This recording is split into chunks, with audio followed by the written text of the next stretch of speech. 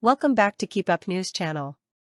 B.O.B. Dazzler, How Timothee Chalamet Became Obsessed with Bob Dylan and Even Changed How He Shaped an Epic Film That Should Win Him Oscar. To play a young Bob Dylan in the biopic A Complete Unknown. Once I was in it, there was no coming back, Chalamet affirmed in the film's production notes. I was fully in the church of Bob.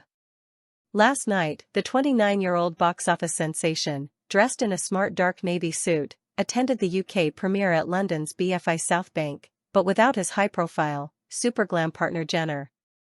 Also on the red carpet were director James Mangold, who cut his biopic teeth on Johnny Cash flick Walk the Line, Elle Fanning, who portrays Dylan's passionately political girlfriend, and Edward Norton, who is convincing as straight-laced folk Pete Seeger. The event marked the culmination of a 6-year journey for the film's principal star that could and should land him his first Oscar. Back in 2019, Chalamet, then 23, jumped at the role, but production was stalled first by the pandemic and then the Screenwriters Guild of America strike. Immortal chorus. But this meant he could fully immerse himself in the intriguing story of how a baby-faced, 19-year-old Dylan left his home state of Minnesota in 1961 and pitched up in New York City with $5 in his pocket and an acoustic guitar in his hand. The film charts Bob's rapid rise to becoming the voice of a generation with protest anthems such as Blowin' in the Wind, The Times They Are A-Changin' and Masters of War. It climaxes with the moment he controversially turns his back on the scene at 1965's Newport Folk Festival by going electric and performing the abstract song which gives the biopic its name. How does it feel? How does it feel? To be without a home. Like a complete unknown, like a rolling stone, goes the immortal chorus which helped change the face of popular music. It's clear from watching tousle-haired Chalamet that he went all in, that he obsessively studied Dylan's work, mannerisms, and storied history. He could never exactly mimic the singular, enigmatic Bob, and didn't try to, but he certainly captures the feel of his subject. Just the way he sings the classic songs with such conviction, or hunches his shoulders over his acoustic guitar with awkward intensity, or glances heavenwards to avoid eye contact with his audiences. He certainly looks the part, too, even down to inconsistent shaving, sometimes dirty fingernails, and dark shadows under his eyes. It is a remarkable achievement for an actor who grew up listening to rapper Kid Cudi, who had to Google Dylan when first approached for the part. The singer himself, known to his devoted fans as his Bobness, gave Timmy his blessing just before the movie opened in the States to rave reviews. Timmy's a brilliant actor. So I'm sure he's going to be completely believable as me. Or a younger me. Or some other me, he wrote in a rare personal post on X. Less believable is Chalamet's relationship with a member of the Kardashian clan. Their liaison started after they first met at a Jean-Paul Gaultier show during Paris Fashion Week in January 2023, and it seems to be upsetting his devoted fans, the Chalamatics. He's the hip New Yorker with arty parents, an American mother who was once a Broadway dancer and a French journalist father who works for UNICEF and is Le Parisien's NYC correspondent. Chalamet grew up in a bohemian, subsidized artists' building, Manhattan Plaza, getting acting roles as a child long before he became the darling of Hollywood. He's already the deserved recipient of an Academy Award nomination for Best Actor, Call Me By Your Name, 2017, for Golden Globe and 3 BAFTA nods. Now many believe an Oscar is within Chalamet's grasp for A Complete Unknown. Kylie, 27, is from America's flashiest family, first appearing in reality show Keeping Up with the Kardashians when she was 10. Her parents are Kris and Caitlyn Jenner, her older sister is Kendall, and Kim, Kourtney, and Khloe are among her 8 half-siblings.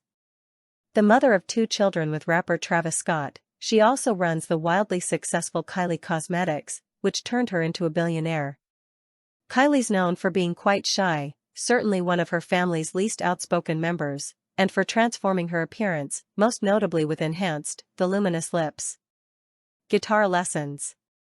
But as the Kylie relationship hits 2 years, it appears to be going strong, certainly if the intimate but very public kiss at the Golden Globes was anything to go by. Maybe they bonded over the shared experience of being in the glare of publicity since they were kids. With both in huge demand, only time will tell if they can endure the stresses and strains. For Chalamet, films such as the two Dune installments and Wonka have put him in the top tier of box office draws. But I suspect his role as America's greatest songwriter has given him the greatest satisfaction, and a life-changing experience. You could say Timmy plays Zimmy because, of course, Dylan was born Robert Allen Zimmerman 83 years ago, and even referred to himself as Zimmy in his song Gotta Serve Somebody. It's worth noting that it was the singer's people, led by his long-serving manager Jeff Rosen, who got the ball rolling after optioning the film rights to Elijah Wald's illuminating 2015 book Dylan Goes Electric, Newport, Seeker, Dylan, and the Night That Split the 60s. They secured the services of director Mangold, recipient of huge cred for the way he handled the 2005 Johnny Cash biopic Walk the Line. Bearing in mind that Cash and Dylan were enduring friends and mutual admirers, he was the obvious choice. And Mangold only had one person in mind to play Bob, Timothee Chalamet. He told me, for as long as there have been movies, casting is the most critical decision you make. Choosing Timmy was pre-Dune, pre-Wonka, so it certainly wasn't about box office. It was about what an incredible talent he is. Then I watched his ascension or transformation into this character we know as Bob Dylan. That said, Mangold stressed in the film's official notes, I didn't want Timmy to disappear. It's a performance. I wanted Timmy to bring who he is to Bob. One of the most striking aspects of Chalamet's performance is that he tackles so many songs, ballads like Girl from the North Country, performed as a duet with Monica Barbaro as Joan Baez, as well as searing, plugged-in rock songs such as Like a Rolling Stone and Maggie's Farm. Production mixer Todd A. Maitland recalled the first performance in front of an audience, capturing Dylan's historic show at NY's Carnegie Hall. Up until 5 minutes before we were going to shoot that scene, we were going to use playback, Maitland said. Timmy comes out and he says, I'm going live. And then there was a big discussion and Timmy said, look, I've worked 5 years for this part. I've been working on my guitar. I've been working on everything. I am not going to use playback. To do the role justice, Chalamet took lessons in singing, guitar, and even the harmonica. That deep commitment was witnessed by co-star Edward Norton, who said Chalamet refused to have friends or visitors on set, was referred to as Bob and listed as Bob Dylan on the call sheet. We also know that Chalamet devoured Dylan's vast back catalog, including bootlegs, rarities, and YouTube videos. And it's said that the beguiling Percy's song, an outtake from 1964's The Times They Are A-Changin' album, is one of his favorites. The actor also took the trouble to visit Bob's humble childhood home, now a museum, in Hibbing, Minnesota, on the corner of a street which has been renamed Bob Dylan Drive. Chalamet was at pains to point out, we didn't want to draw conjecture that would have demystified the way life was for Bob in Minnesota.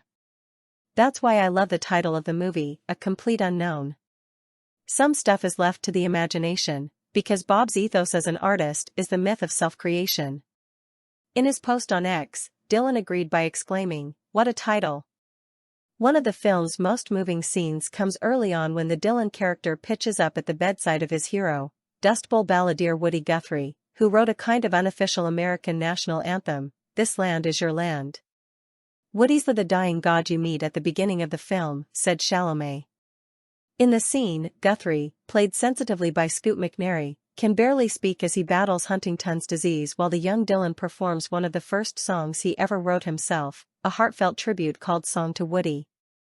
Central to the film are two women Dylan had relationships with, Barbaro as established star Baez and Elle Fanning, who gives a well-judged performance as his first serious girlfriend.